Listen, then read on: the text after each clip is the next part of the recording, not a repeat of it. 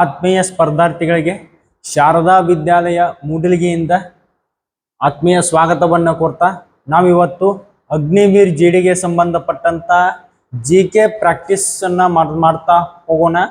ಮೊದಲನೇ ಕ್ವಶನ್ ಅನ್ನ ತೆಗೆದುಕೊಳ್ಳೋಣ. ನೋಡಿದ್ವಿ, ಮೊದಲನೇ ಕ್ವಶನ್ ಏನದಪ್ಪ ಅಂದ್ರ who was the 10th and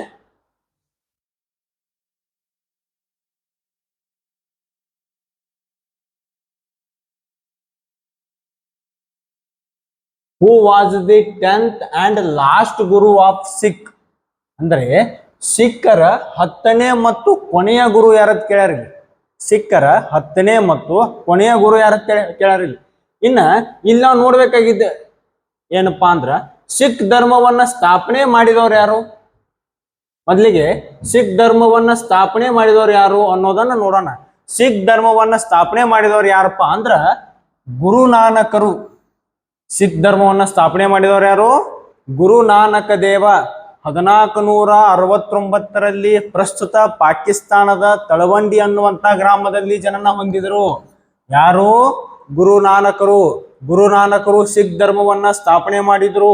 total ಆಗಿ 10 ಜನ ಗುರುಗಳನ್ನ ಸಿಖ್ಖರು ಹೊಂದಿದ್ದಾರೆ. ಅವರಲ್ಲಿ ಮೊದಲನೇವರು ಯಾರಪ್ಪ ಅಂದ್ರ ಗುರುನಾನಕರು. ಇಲ್ಲಿ ನಮಗೆ ಕೇಳಿದಂತದೇನು 10ನೇ ಮತ್ತು ಕೊನೆಯ ಗುರು ಯಾರ ಕೇಳ್ಯಾರ. ಇಲ್ಲಿ ಗುರು ಹರಗೋವಿಂದ ದೇವರು ಎಷ್ಟನೇ ಗುರು ಸಿಖ್ಖರದು ಅಂದ್ರ ಅವರು 6ನೇ ಗುರುಗಳು. ಗುರು ಗೋವಿಂದ ಸಿಂಗ್ ಅವರು ಬಿಡ್ರನ್ನ. ಗುರು ಅರ್ಜುನ ದೇವ್ ಅವರು ಸಿಖ್ಖರ 5ನೇ ಗುರುಗಳು. ಹಂಗಾದ್ರ ಸಿಖ್ಖರ 10ನೇ ಮತ್ತು ಕೊನೆಯ ಗುರು ಯಾರಪ್ಪ ಅಂದ್ರ ಗುರು ಗೋವಿಂದ ಸಿಂಗ್. ಗುರು ಗೋವಿಂದ ಸಿಂಗರನ್ನ ನಾಂದೇಡದಲ್ಲಿ ಮೊಘಲರ ದೊರೆಯಾದಂತ ಔರಂಗಜೇಬ ಹತ್ಯೆ ಮಾಡ್ತಾನ. ಇನ್ನ ಸಿಖ್ಖರ ಪವಿತ್ರ ಗ್ರಂಥ ಯಾವುದು? ಸಿಖ್ಖರ ಪವಿತ್ರ ಗ್ರಂಥ ಯಾವ್ದಪ್ಪ ಅಂದ್ರ ಗ್ರಂಥ ಸಾಹೇಬ್. ಗುರು ಗ್ರಂಥ ಸಾಹೇಬ್. ಸಿಖ್ಖರ ಪವಿತ್ರ ಗ್ರಂಥ ಯಾವುದು? ಗುರು ಗ್ರಂಥ ಸಾಹೇಬ್. ಸಿಖ್ಖರ ಪವಿತ್ರ ದೇವಾಲಯ ಎಲ್ಲದ? ಸ್ವರ್ಣ ಮಂದಿರ ಅಂತ ಕರೆಸಿಕೊಳ್ಳುವಂತ ಅಮೃತಸರದಲ್ಲಿ ಸಿಖ್ಖರ ಪವಿತ್ರ ದೇವಾಲಯ ಸ್ವರ್ಣ ಮಂದಿರವನ್ನ ನಾವು ಕಾಣ್ತೇವೆ. ಇನ್ನ ಮುಂದಿನ ಪ್ರಶ್ನೆಯನ್ನ ನೋಡೋಣ. ಹೂ ರೋಟ್ ದಿ ಅರ್ಥಶಾಸ್ತ್ರ? ಅರ್ಥಶಾಸ್ತ್ರ ಅನ್ನುವಂತ ಪುಸ್ತಕವನ್ನ ಬರೆದಂತವ್ರು ಯಾರು ಅಂತ ಕೇಳ್ಯಾರಿಲ್ಲಿ.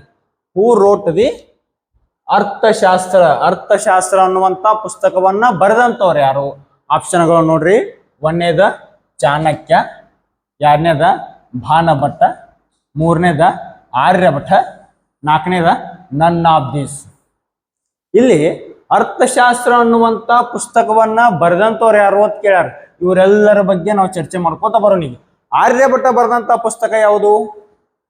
ಆರ್ಯಭಟೀಯಂ. ಆರ್ಯಭಟ ಗುಪ್ತರ ಕಾಲದಲ್ಲಿ ಇದ್ದಂತ ಒಬ್ಬ ವಿಜ್ಞಾನದಲ್ಲಿ ಹೆಚ್ಚಾದ ಸಂಶೋಧನೆ ಮಾಡಿದಂತ, ಗಣಿತ ಶಾಸ್ತ್ರದಲ್ಲಿ ಹೆಚ್ಚಾಗಿ ಸಂಶೋಧನೆ ಮಾಡಿದಂತ ವ್ಯಕ್ತಿ ಯಾರ? ಆರ್ಯಭಟ. ಆರ್ಯಭಟ ಬರೆದಂತ ಪುಸ್ತಕ ಯಾವ್ದಪ್ಪ ಅಂದ್ರ ಆರ್ಯಭಟೀಯಂ. ಆರ್ಯಭಟ ಬರೆದಂತ ಪುಸ್ತಕ ಯಾವ್ದ? ಆರ್ಯಭಟೀಯಂ. ಇದಲ್ಲದೆ ಆರ್ಯಭಟ ಪೈಯನ್ನ ಕಂಡು ಹಿಡಿದ. ಪೈ ವ್ಯಾಲ್ಯೂ ಏನಂತೀರಿ ನೀವು? ಪೈ ವ್ಯಾಲ್ಯೂವನ್ನ ಕಂಡು ಹಿಡಿದಂತವ್ರು ಯಾರು? ಆರ್ಯಭಟ. ಇನ್ನು ಭಾನಭಟ್ಟ ಬರೆದಂತ ಪುಸ್ತಕ ಯಾವುದು? ಭಾನಭಟ್ಟ ವರ್ಧನರ ದೊರೆ ಹರ್ಷವರ್ಧನ ಸಾಮ್ರಾಜ್ಯದಲ್ಲಿ ಇದ್ದ. ಭಾನಭಟ್ಟ ಬರೆದಂತ ಪುಸ್ತಕ ಯಾವುದಪ್ಪ ಅಂದ್ರ ಕಾದಂಬರಿ ಅನ್ನುವಂತ ಒಂದು ಪುಸ್ತಕ, ಇನ್ನೊಂದು ಹರ್ಷಚರಿತ ಅನ್ನುವಂತ ಒಂದು ಪುಸ್ತಕ. ಭಾನಭಟ್ಟ ಬರೆದಂತ ಪುಸ್ತಕ ಯಾವುದು? ಓ ಮೈ ಗಾಡ್,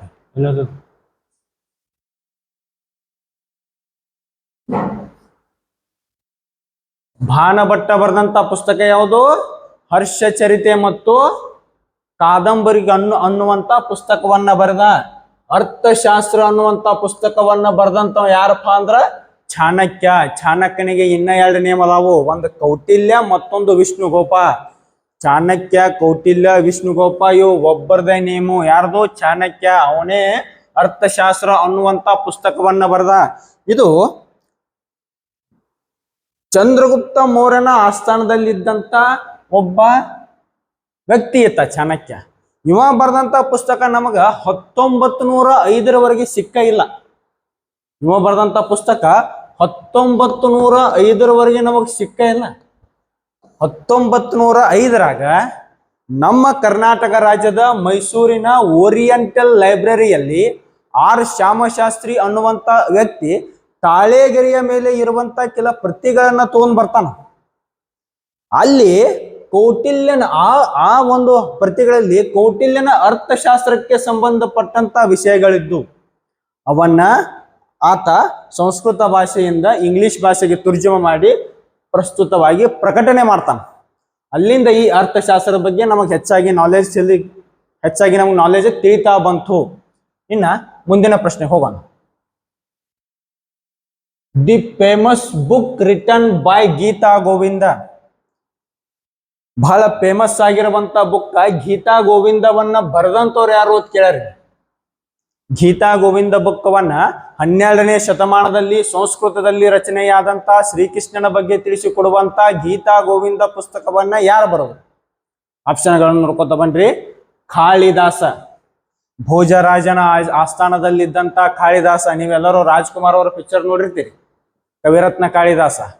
ಅಲ್ಲಿ ಇರುವಂತ ಕಾಳಿದಾಸನು ಅವನೇ, ಇಲ್ಲಿ ಬಂದಂತ ಕಾಳಿದಾಸನು ಅವನೇ. ಕವಿರತ್ನ ಕಾಳಿದಾಸನ ಪಿಕ್ಚರ್ ನೋಡಿರ್ತೀರಿ.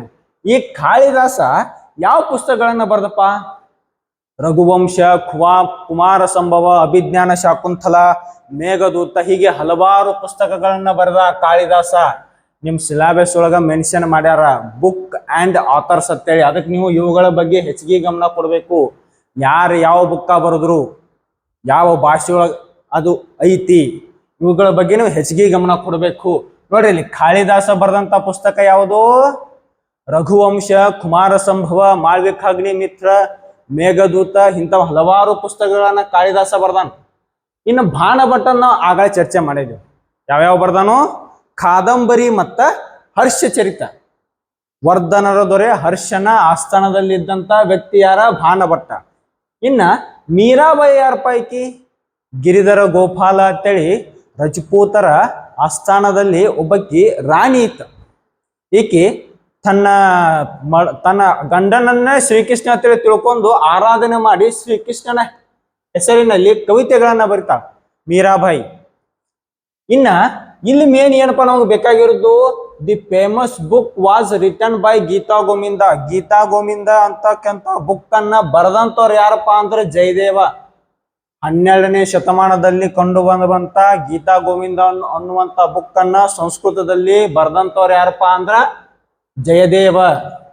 ಇನ್ನು ಮುಂದಿನ ಕ್ವಶನ್ ಹೋಗೋಣ. Where is the head quarter of United nation?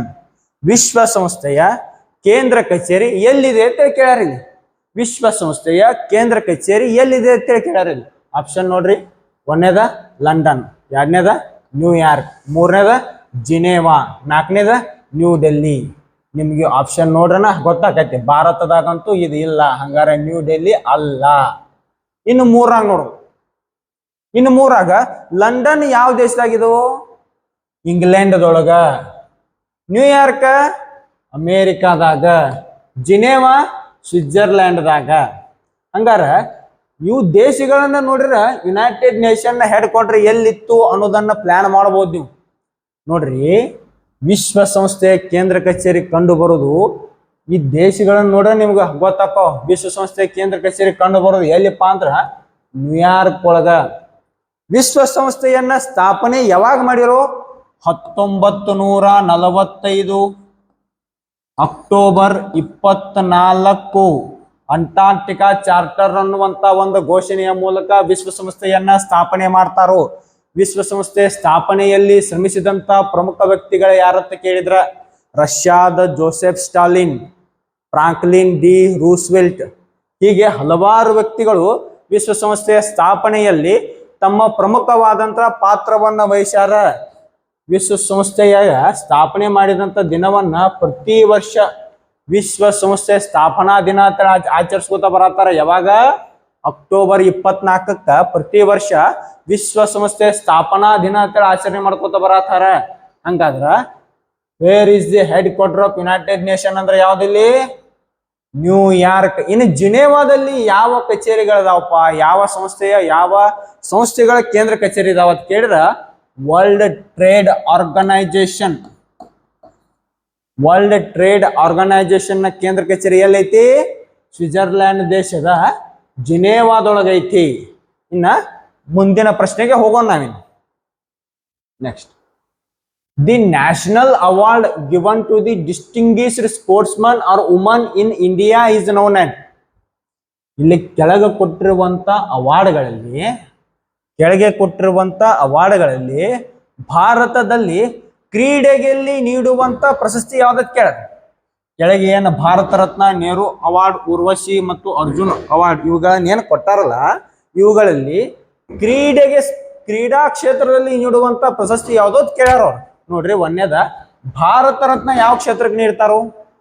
ಸಾಮಾಜಿಕ ಕ್ಷೇತ್ರಕ್ಕೆ ನೀಡ್ತಾರ, ಸಾಹಿತ್ಯದಲ್ಲಿ ನೀಡ್ತಾರ, ರಾಜಕೀಯ ಕ್ಷೇತ್ರದಲ್ಲಿ ನೀಡ್ತಾರ, ಕಲೆಗೆ ನೀಡ್ತಾರ. ಹಿಂಗ ಭಾರತ ರತ್ನ ಅನ್ನೋದು ಭಾರತದಲ್ಲಿ ನೀಡುವಂತ ಅತ್ಯುನ್ನತ ಸಿವಿಲಿಯನ್ ಅವಾರ್ಡ್, ಭಾರತದಲ್ಲಿ ನೀಡುವಂತ ಅತಿ ದೊಡ್ಡ ನಾಗರಿಕ ಪ್ರಶಸ್ತಿ ಯಾವ್ದಂತ ಕೇಳಿದ್ರ ಭಾರತ ರತ್ನ.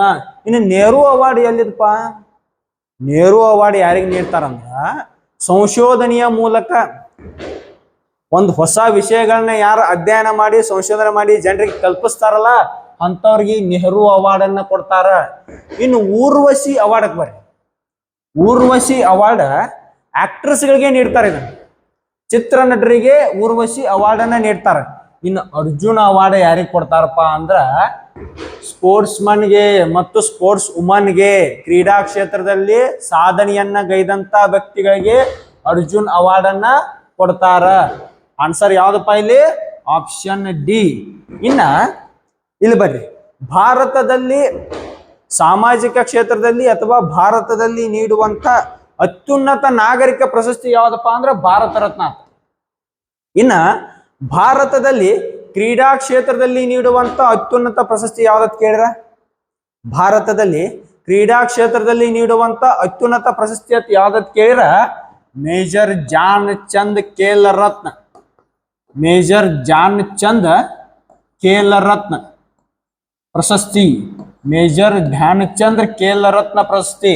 ಭಾರತದಲ್ಲಿ ಕ್ರೀಡಾ ಕ್ಷೇತ್ರದಲ್ಲಿ ನೀಡುವಂತ ಅತ್ಯುನ್ನತ ಪ್ರಶಸ್ತಿ ಯಾವ್ದತ್ ಕೇಳಿರ ಮೇಜರ್ ಧ್ಯಾನ್ ಚಂದ್ರ ಖೇಲ್ ರತ್ನ ಪ್ರಶಸ್ತಿ. ಇನ್ನು ಮುಂದಿನ ಪ್ರಶ್ನೆಗೆ ಹೋಗೋಣ. Who is presently the foreign minister of India.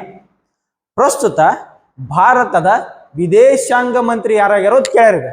ಈಗ ನಾವು ಪ್ರಸ್ತುತದ ಮಾತಾಡ್ತೀವಿ, ಇದು ಹಿಂದಿನ ಕ್ವಶನ್, ಆದ್ರೆ ನಾವೀಗ ಮಾತಾಡ್ತಿದ್ದು ಪ್ರೆಸೆಂಟ್ ಅದ. ಪ್ರಸ್ತುತ ಭಾರತ ದೇಶದ ವಿದೇಶಾಂಗ ಮಂತ್ರಿ ಯಾರದಾರು 2024ರಿಂದ ಯಾರದಾರಪ್ಪ ಅಂತಂದ್ರ ನೋಡ್ರಿ, ಆಪ್ಷನ್ ಒಂದೇದ ಏನ್ ಕೊಟ್ಟಾರ? ಸ್ಮೃತಿ ಇರಾನಿ. ಎರಡನೇದ ಅರುಣ್ ಜೇಟ್ಲಿ.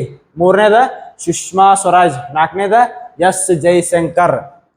ಸ್ಮೃತಿ ಇರಾನಿ ಅವರು ಸದ್ಯಕ್ಕ ಕೇಂದ್ರ ಸರ್ಕಾರದಲ್ಲಿ ಯಾವುದೇ ಹುದ್ದೆಯನ್ನ ಹೊಂದಿಲ್ಲ, ಯಾವುದೇ ಮಿನಿಸ್ಟರ್ ಆಗಿಲ್ಲ.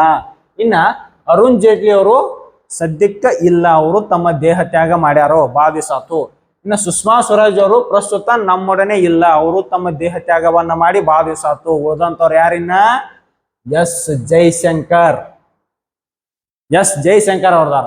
ಪ್ರಸ್ತುತ ಭಾರತದ ಫಾರಿನ್ ಮಿನಿಸ್ಟರ್, ವಿದೇಶಾಂಗ ಸಚಿವ ಯಾರದಾರು? ಎಸ್ ಜೈಶಂಕರ್. ಹಂಗಾರ ಪ್ರಸ್ತುತ ಭಾರತದ ಪ್ರಧಾನಮಂತ್ರಿ ಯಾರ? ನರೇಂದ್ರ ಮೋದಿ. ಭಾರತದ ಗೃಹ ಮಂತ್ರಿ ಯಾರ? ಅಮಿತ್ ಶಾ. ಪ್ರಸ್ತುತ ಭಾರತದ ಹಣಕಾಸು ಸಚಿವರು ಯಾರ? ನಿರ್ಮಲಾ ಸೀತಾರಾಮನ್. ಪ್ರಸ್ತುತ ಭಾರತದ ಹಣಕಾಸು ಸಚಿವರು ಯಾರ? ನಿರ್ಮಲಾ ಸೀತಾರಾಮನ್. ಪ್ರಸ್ತುತ ಭಾರತದ ಡಿಫೆನ್ಸ್ ಮಿನಿಸ್ಟರ್ ಯಾರು? ರಾಜನಾಥ್ ಸಿಂಗ್. ಪ್ರಸ್ತುತ ಭಾರತದ ಕೃಷಿ ಸಚಿವರು ಯಾರು? ಶಿವರಾಜ್ ಸಿಂಗ್ ಚೌಹಾಣ್. ಹೀಗೆ ಪ್ರಮುಖವಾಗಿರುವಂತ ಕೆಲ ಮಿನಿಸ್ಟರ್ಗಳ ಹೆಸರನ್ನ ನೀವು ಫಾಲೋ ಮಾಡಬೇಕು. ಪ್ರಮುಖವಾಗಿರ್ತಕ್ಕಂಥ ಕೆಲ 7-8 ಮಿನಿಸ್ಟರ್ಗಳ ಹೆಸರನ್ನ ನೀವು ಫಾಲೋ ಮಾಡಿ ಅವುಗಳನ್ನ ನೋಟ್ಸ್ ಮಾಡಿ ಇಟ್ಕೊಂಡು ರಿಪೀಟ್ ಮಾಡ್ತಿರ್ಬೇಕು. ಕೇಳುವಂತ ಸಾಧ್ಯತೆ ಜಾಸ್ತಿ ಇದೆ. ಮುಂದಿನ ಪ್ರಶ್ನೆಗೆ ಹೋಗೋಣ. Who was the first lady Sultan of India? Who was the first lady Sultan of India? ನೋಡ್ರಿ, ಮಧ್ಯಯುಗದ ಭಾರತದಲ್ಲಿ ನಮ್ಮಲ್ಲಿ ಸುಲ್ತಾನರ ಆಳ್ವಿಕೆ ಪ್ರಾರಂಭ ಆಕತಿ. ದೆಹಲಿ ಸುಲ್ತಾನರ ಬರ್ತಾರ. ಗುಲಾಮಿ, ಖಿಲ್ಜಿ, ತುಘಲಕ್, ಸೈಯದ್, ಲೂದಿ ಹಿಂಗೆಲ್ಲ ಬರ್ತಾರ ಅವ್ರು, ದೆಹಲಿ ಸುಲ್ತಾನರು. ಆ ಸುಲ್ತಾನರ ಆಳ್ವಿಕೆ ನಡೆಯುವಂತ ಕಾಲದಲ್ಲಿ ಮೊಟ್ಟ ಮೊದಲಿಗೆ ಒಬ್ಬಕ್ಕೆ ಮಹಿಳೆ ಭಾರತದ ದೆಹಲಿಯ ಗದ್ದುಗೆಯನ್ನ ಏರ್ತಾಳ. ಅಕ್ಕಿ ಯಾರತ್ ಕೇಳ್ಯಾರಿ. ಭಾರತದಲ್ಲಿ ಮೊಟ್ಟ ಮೊದಲಿಗೆ ಒಬ್ಬ ಮಹಿಳೆ ಭಾರತದಲ್ಲಿ ತನ್ನ ಸುಲ್ತಾನನ ಪದವಿಯನ್ನ ಪಡೆದು ಆಳ್ವಿಕೆಯನ್ನ ಮಾಡ್ತಾಳ. ಅಕ್ಕಿ ಯಾರತ್ ಕೇಳ್ಯಾರಿ. ಇನ್ನು ನೂರ್ ಜಾನ್ ಬರ್ರಿ. ಆಪ್ಷನ್ ಎ ನೂರ್ ಜಾನ್ ಯಾರಪ್ಪ ಅಂದ್ರೆ ಜಹಾಂಗೀರನ ಹೆಂಡತಿ. ಜಹಾಂಗೀರನ ಆಡಳಿತದಲ್ಲಿ ಅತಿ ಹೆಚ್ಚು ಕಂಟ್ರೋಲ್ ಅನ್ನ ಹೊಂದಿದಂತ ಮಹಿಳೆ ಈಕೆಗೆ ನೂರು ಜಾನ್ರಿಗೆ ಏನಂತ ಕರಿತಿದ್ರಪ್ಪ ಅಂದ್ರೆ ಅವಾಗ ಅರಮನೆಯ ಜ್ಯೋತಿ ಅಂತಿದ್ರು ನೂರ್ ಜಾನ್ರಿಗೆ. ಇನ್ನು ಕೊಹಿನೂರ್, ಇದು ಒಂದು ವಜ್ರದ ನೇಮ್, ಕೊಹಿನೂರ್ ವಜ್ರ. ಮೂರನೇದು ರಜಿಯಾ ಸುಲ್ತಾನ್. ನಾಲ್ಕನೇದು ಮಮತಾಜ್ ಮಹಲ್, ಶಹಜಾನ್ ಮತ್ತು ಮಮತಾಜ್ ಮಹಲ್. ಇಲ್ಲಿ ಉತ್ತರ ಯಾವ್ದಪ್ಪ ಅಂದ್ರ who was the first lady Sultan of India ಅಂದ್ರ ರಜಿಯಾ ಸುಲ್ತಾನ್. ಗುಲಾಮಿ ಸಂತತಿಗೆ ಸಂಬಂಧಪಟ್ಟಂತ ರಜಿಯಾ ಸುಲ್ತಾನು 1236ರಿಂದ 1240ರವರೆಗೆ ಭಾರತದಲ್ಲಿ ಮೊದಲ ಬಾರಿಗೆ ಲೇಡಿ ಸುಲ್ತಾನಳಾಗಿ ಆಳ್ವಿಕೆಯನ್ನ ಮಾಡ್ತಾಳ. ದೆಹಲಿ ಸುಲ್ತಾನರ ಕಾಲದಲ್ಲಿ 1236ರಿಂದ 1240ರವರೆಗೆ ಮೊದಲ ಬಾರಿಗೆ ಭಾರತದಲ್ಲಿ ಲೇಡಿ ಸುಲ್ತಾನರಾಗಿ ರಜಿಯಾ ಸುಲ್ತಾನ್ ಆಳ್ವಿಕೆಯನ್ನ ಮಾಡ್ತಾಳ. ಇನ್ನು ನಿಮ್ಗೆ ಯಾಕಪ್ಪ ಅಂದ್ರ ಮೊದಲ ಮಹಿಳಾ ಪ್ರಮುಖರು ಅಂತೇಳಿ ಇವುಗಳನ್ನ ಜಾಸ್ತಿ ಕೇಳ್ತಾರ ನೋಡ್ರಿ. ಮೊದಲ ಮಹಿಳಾ ನ್ಯಾಯಾಧೀಶ ಯಾರು, ಮೊದಲ ಮಹಿಳಾ ಪ್ರಧಾನಮಂತ್ರಿ ಯಾರು, ಮೊದಲ ಮಹಿಳಾ ಮುಖ್ಯಮಂತ್ರಿ ಯಾರು, ಮೊದಲ ಮಹಿಳಾ ರಾಜ್ಯಪಾಲ ಯಾರು. ಇನ್ನು 2027 ಬರ್ತದ ಮೊದಲ ಮಹಿಳಾ ಸುಪ್ರೀಂ ಕೋರ್ಟ್ನ ಮುಖ್ಯ ನ್ಯಾಯಮೂರ್ತಿ ಯಾರಂತ ಹೇಳಿ. ನಮ್ಮ ಕರ್ನಾಟಕದವರೇ BV ನಾಗರತ್ನಮ್ಮ ಅನ್ನೋರು ಆಗುವಂತ ಚಾನ್ಸಸ್ಗಳು ಜಾಸ್ತಿ ಅದಾವ. ಅವ್ರು ಆದರೆ ಅದು ಒಂದು ಕ್ವಶನ್ ಭಾಳ ಇಂಪಾರ್ಟೆಂಟು. ಭಾರತದ ಇಲ್ಲಿಯವರೆಗೆ ಸುಪ್ರೀಂ ಕೋರ್ಟ್ನ ಮುಖ್ಯ ನ್ಯಾಯಾಧೀಶರಾಗಿ ಯಾವುದೇ ಮಹಿಳೆಯರು ಆಗಿಲ್ಲ. ಅವ್ರು ಆಗುವಂತ ಚಾನ್ಸಸ್ ಜಾಸ್ತಿ ಅದಾವ. ಆದ್ರಂದ್ರೆ ನಮಗೂ ಒಂದು ಹೆಮ್ಮೆಯ ವಿಷಯ. ಇನ್ನು ಮುಂದಿನ ಕ್ವಶನ್ ಹೋಗೋಣ. Who was the founder of, ಇಲ್ಲಿ ಹೂ ಅಂತ ಬರ್ಕೋರಿ, ಮಿಸ್ ಆಗ್ಯದದು, ಇಲ್ಲಿ ಸೇರಿಸ್ಕೋರಿ ಅದನ್ನ. Who was the founder of Indian national army. ಭಾರತೀಯ ರಾಷ್ಟ್ರೀಯ ಸೇನೆಯನ್ನ ಸ್ಥಾಪನೆ ಮಾಡಿದಂಥವ್ರು ಯಾರು? ಸ್ವತಂತ್ರ ಹೋರಾಟಕ್ಕೆ ನೋಡಿದ್ರ, ಸ್ವತಂತ್ರ ಹೋರಾಟವನ್ನ ನಾವು ನೆನಪು ಮಾಡ್ಕೊಂಡ್ರ ಕೆಚ್ಚದೆಯಿಂದ ಹೋರಾಡಿದಂತ ಸುಭಾಷ್ ಚಂದ್ರ ಬೋಸ್ರನ್ನ ನಾವು ನೆನೆಸ್ಕೋಬೇಕಾಗ್ತದ. ಕೆಚ್ಚದೆಯಿಂದ ಹೋರಾಡಿದಂತ ಸುಭಾಷ್ ಚಂದ್ರ ಬೋಸ್ ಅವರನ್ನ ನಾವು ನೆನೆಸ್ಕೋಬೇಕಾಗ್ತದ. ಈ ಇಂಡಿಯನ್ ನ್ಯಾಷನಲ್ ಆರ್ಮಿಯನ್ನ ಸ್ಥಾಪನೆ ಮಾಡಿದವ್ರು ಯಾರಪ್ಪ ಅಂತಂದ್ರ ಸುಭಾಷ್ ಚಂದ್ರ ಬೋಸ್ರಿಗೆ ಇಂಡಿಯನ್ ನ್ಯಾಷನಲ್ ಆರ್ಮಿಯನ್ನ ಸ್ಥಾಪನೆ ಮಾಡಿ ಅವ್ರ ಕೈಯಾಗ ಕೊಟ್ಟವ್ರು ಯಾರಪ್ಪ ಅಂದ್ರೆ ರಾಸ್ ಬಿಹಾರಿ ಬೋಸ್ರು. 1940 ಮತ್ತು 42ರಲ್ಲಿ ಸಿಂಗಾಪುರದಲ್ಲಿ ರಾಸ್ ಬಿಹಾರಿ ಬೋಸ್ರು ಇಂಡಿಯನ್ ನ್ಯಾಷನಲ್ ಆರ್ಮಿಯನ್ನ ಸ್ವಲ್ಪ ಮಟ್ಟದಲ್ಲಿ ತಾವು ಸ್ಥಾಪನೆ ಮಾಡಿರ್ತಾರ. ಅದನ್ನ ಹಿಂದಾಡೆ ಸುಭಾಷ್ ಚಂದ್ರ ಬೋಸ್ರಿಗೆ ಹಸ್ತಾಂತರ ಮಾಡ್ತಾರ. ಆಜಾದ್ ಹಿಂದ್ ಫೌಜ್ ಅಂತೇಳಿ ಕರೀತಾರ ಅದಕ್ಕೆ ಮುಂದೆ. ಇನ್ನು ಭಗತ್ ಸಿಂಗರು ಏನೇನು ಮಾಡಿರಪ್ಪ? ಭಗತ್ ಸಿಂಗರು ಜಲಿಯನ್ ವಾಲಾಬಾಗ್ ಹತ್ಯಾಕಾಂಡ ಆದಾಗ ಬ್ರಿಟಿಷ್ ಅಧಿಕಾರಿಗಳು ಏನಲ್ಲಿ ದಾಂಧಲೆ ಮಾಡಿರ್ತಾರಲ್ಲ, ನಮ್ಮ ಜನರನ್ನ ಕೊಂದಿರ್ತಾರಲ್ಲ, ಅಲ್ಲಿಂದ ತಮಗ್ ಸಿಟ್ಟು ಬಂದು ಪ್ರೇರಣೆನೆ ಪಡೆದು ಸ್ವತಂತ್ರ ಹೋರಾಟಕ್ಕೆ ಧುಮುಕ್ತಾರ. ಮುಂದೆ ಇವರು ಲಾಹೋರ್ ಪಿತೂರ್ ಅಂತ ಹೇಳಿ ಮಾಡ್ತಾರ. ಇವರನ್ನ ಸರ್ಕಾರ ಮಾರ್ಚ್ 23ನೇ ತಾರೀಕು ಗಲ್ಲಿಗೆ ಏರಿಸ್ತದ. 1931ರಾಗ ಮಾರ್ಚ್ 23ನೇ ತಾರೀಕ ಭಗತ್ ಸಿಂಗ್ರನ್ನ ಗಲ್ಲಿಗೆ ಏರಿಸ್ತದ. ಇನ್ನು ಜವಾಹರ್ಲಾಲ್ ನೆಹರು ಅವರು ಯಾರಪ್ಪ ಅಂದ್ರ ಭಾರತದ ಮೊಟ್ಟ ಮೊದಲ ಪ್ರಧಾನಮಂತ್ರಿ. ಇನ್ನು ಕ್ಯಾಪ್ಟನ್ ಜನರಲ್ ಮೋಹನ್ ಸಿಂಗ್ ಯಾರಪ್ಪ ಅಂದ್ರೆ ಇವರು ಬ್ರಿಟಿಷ್ ಸರ್ಕಾರದಲ್ಲಿ, ಬ್ರಿಟಿಷ್ ಸೇನೆಯಲ್ಲಿ ಒಬ್ಬ ಅಧಿಕಾರಿಯಾಗಿ ಸೇವೆ ಸಲ್ಲಿಸ್ತಾ ಇರ್ತಾರ. ಹಿಂದಾಡಿ ಇವರು ಭಾರತೀಯ ಸ್ವತಂತ್ರ ಹೋರಾಟಕ್ಕ ಧುಮುಕ್ತಾರ ರಾಜೀನಾಮೆ ಕೊಟ್ಟು. ಅವರು ಕ್ಯಾಪ್ಟನ್ ಜನರಲ್ ಮೋಹನ್ ಸಿಂಗ್. ಇನ್ನು ಮುಂದಿನ ಪ್ರಶ್ನೆಗೆ ಹೋಗೋಣ. Where is the head quarter of international court of justice? Where is the head quarter of international court of justice? ಅಂತಾರಾಷ್ಟ್ರೀಯ ನ್ಯಾಯಾಲಯದ ಕೇಂದ್ರ ಕಚೇರಿ ಎಲ್ಲೈತಿ ಅಂತ ಕೇಳಾರ. ಅಂತಾರಾಷ್ಟ್ರೀಯ ನ್ಯಾಯಾಲಯದ ಕೇಂದ್ರ ಕಚೇರಿ ಎಲ್ಲೈತಿ ಅಂತ ಕೇಳಾರ. ನಿಮ್ಗೆ ಹೆಂಗ್ ಕೇಳ್ತಾರಪ್ಪ ಅಂದ್ರ ವರ್ಲ್ಡ್ ಟ್ರೇಡ್ ಆರ್ಗನೈಸೇಷನ್ ನ ಕೇಂದ್ರ ಕಚೇರಿ, ಯುನೈಟೆಡ್ ನೇಷನ್ ನ ಕೇಂದ್ರ ಕಚೇರಿ, WIPO ಅಂತ ಬರ್ತೈತಿ, ವರ್ಲ್ಡ್ ಬ್ಯಾಂಕ್, IMF, ಇವುಗಳ ಕೇಂದ್ರ ಕಚೇರಿ ಎಲ್ಲೆಲ್ದಾವು ಅಂತ ಕೇಳ್ತಾರ. ಅವುಗಳನ್ನ ಬಗ್ಗೆ ನೀವು ಹೆಚ್ಚಿಗೆ ಗಮನ ಕೊಡಬೇಕು. ಇಲ್ಲೇನು ಕೇಳ್ಯಾರಪ್ಪ ಅಂದ್ರ ಇಂಟರ್ನ್ಯಾಷನಲ್ ಕೋರ್ಟ್ ಆಫ್ ಜಸ್ಟಿಸ್ ನ ಕೇಂದ್ರ ಕಚೇರಿ ಎಲ್ಲೈತಿ ಅಂತ ಕೇಳ್ಯಾರ ಇಲ್ಲಿ. ಆಪ್ಷನ್ ಬರ್ರಿ. ಒಂದನೇದು ರೋಮು, ಇಟಲಿ ಒಳಗೆ ಕಂಡು ಬರ್ತದ ರೋಮ್ ಸಿಟಿ. ಎರಡನೇದು ಪ್ಯಾರಿಸ್, ಫ್ರಾನ್ಸ್ ಒಳಗೆ ಕಂಡು ಬರ್ತದ. ಮೂರನೇದು ಹೇಗ್, ಯಾವ ದೇಶದೊಳಗತ್ತ, ನೆದರ್ಲ್ಯಾಂಡ್ ಒಳಗ. ನಾಲ್ಕನೇದು ವಾಷಿಂಗ್ಟನ್, ಅಮೇರಿಕಾದೊಳಗೆ ಕಂಡು ಬರ್ತದ.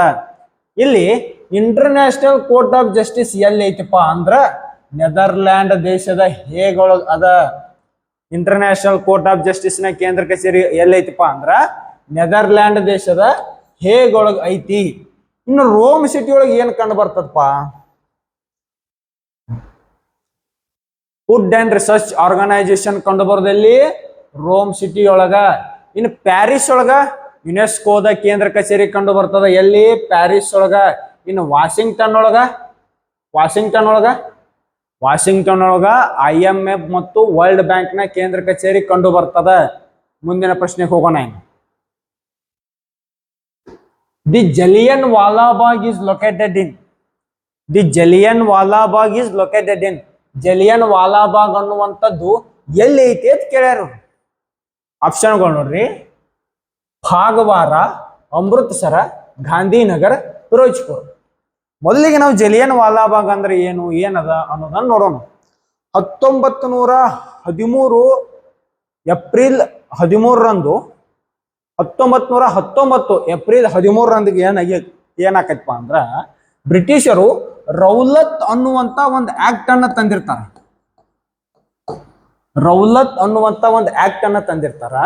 ಆ ಆಕ್ಟ್ ನ ವಿರುದ್ಧವಾಗಿ ಇಬ್ಬರು ಜನ ಪಂಜಾಬದ ಸ್ವತಂತ್ರ ಹೋರಾಟಗಾರರು ಸೈಫುದ್ದೀನ್ ಕಿಚ್ಲು ಮತ್ತು ಸತ್ಯಪಾಲ್ ಅಂತ ಹೇಳಿ ಅಮೃತಸರದ ಜಲಿಯನ್ ವಾಲಾಬಾಗ್ ಗಾರ್ಡನ್ದಾಗ ಹೋರಾಟ ಮಾಡ್ಕೊತ ಕೂತಿರ್ತಾರ. ಎದರ ವಿರುದ್ಧ?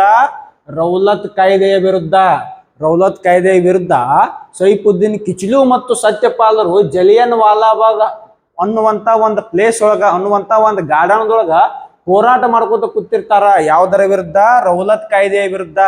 ಅವತ್ತು ಕಾಲ ಬೈಸಾಖಿ ಅನ್ನುವಂತ ಹಬ್ಬ, ಪಂಜಾಬ್ದೊಳಗ ಕಾಲ ಬೈಸಾಖಿ ಅನ್ನುವಂತ ಒಂದು ಹಬ್ಬ ಇರ್ತೈತಿ. ಕಾಲ ಬೈಸಾಖಿ ಅಂದ್ರೆ ಬೇರೆ ಅಂತದ್ದು ಹಬ್ಬ ಅಲ್ಲ. ನಮ್ಮಲ್ಲಿ ಏನು ಯುಗಾದಿ ಆಚರಣೆ ಮಾಡ್ತೀವಲ್ಲ, ಪಂಜಾಬಿನ ಜನ ಇದನ್ನ ಕಾಲ ಬೈಸಾಖಿ ಅಂತ ಆಚರಣೆ ಮಾಡ್ತಾರ ಅಷ್ಟ.